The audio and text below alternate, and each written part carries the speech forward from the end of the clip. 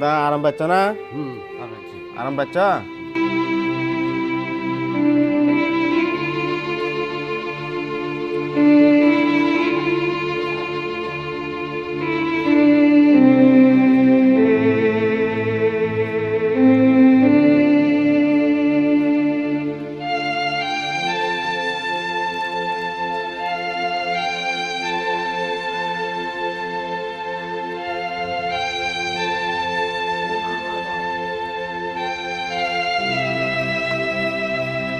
প্রিয় বন্ধুরা, আসসালামু আলাইকুম।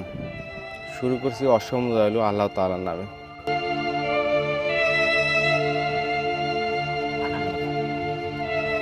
প্রিয় বন্ধুরা, দেখতে পাচ্ছেন আমি এক অসুস্থ দাদাকে, আমার আশ্রমে থাকা দাদাকে আমি পানি দিয়ে দিচ্ছি, কারণ তার প্রচণ্ড জ্বর, টাইফয়েড জ্বর।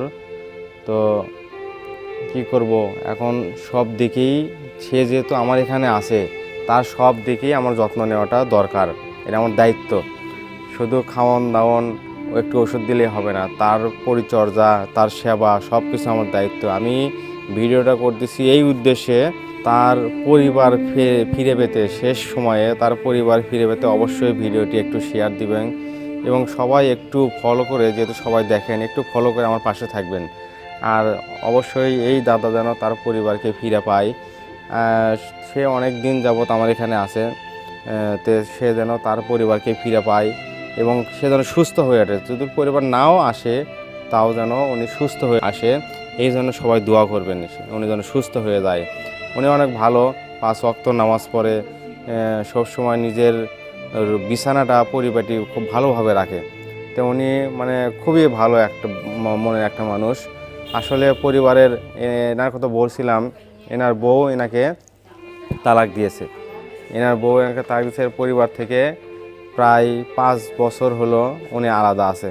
সেই পরিবারের কথা এখন ধরতে গেলে তার জায়গার কথা মনে করতে পারে না, বয়স হয়েছে। তো সবাই তার জন্য একটু দোয়া করবেন, আর তার এই সেবাটা আল্লাহ যেন কবুল করে নেয় সেটার জন্য দোয়া করবেন। আর উনি যেন খুব দ্রুত সুস্থ হয়ে যায় আমার সেবাতে, আল্লাহ পাকের ইচ্ছায়। এবং তার পরিবার যত যেন এই ভিডিওটি দেখে একটু মায়া করে যেন তার কাছে ফিরে আসে, সেজন্য সবার কাছে দোয়া চাচ্ছি এবং শেয়ার চাচ্ছি। দয়া করে একটু শেয়ার দিবেন, সবাই একটু তার জন্য দোয়া করবেন। আমি তার যত্ন নিচ্ছি।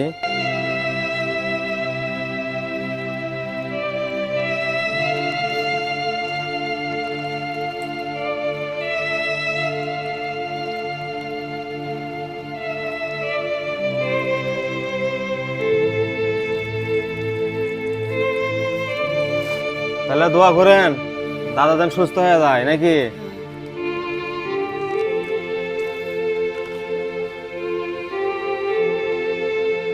দাদা, তোমার বেটা হলে কি মাথা পানি দিয়ে দিল হয়নি কোনোদিন? তা আসলে কি আর করবো, বেটার বুড়ো পুরি করে তোমার কাছেই নাই, তোমাকে দূরে সরে দিছে। হ্যাঁ ধরি আছে, এটা আছে ঘোড়াঘাট, এটা আছে ঢাকা।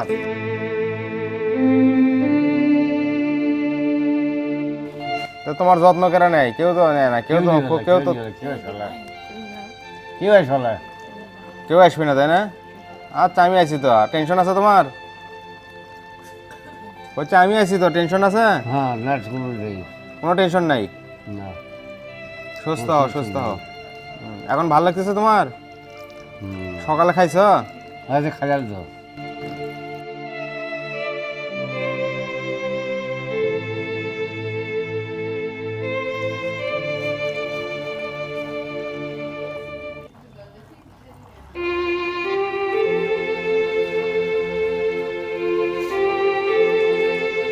আমার আশ্রমের দিকে সবাই একটু নেক দৃষ্টি দিবেন, একটু নেক দৃষ্টি দিবেন, একটু ভালোবাসা দিবেন, একটু মাঝে মধ্যে এসে দেখবেন এখানে কেমন পরিবেশ, কিভাবে এই অসহায় মানুষগুলো কই থেকে আসতেছে, কিভাবে আসে।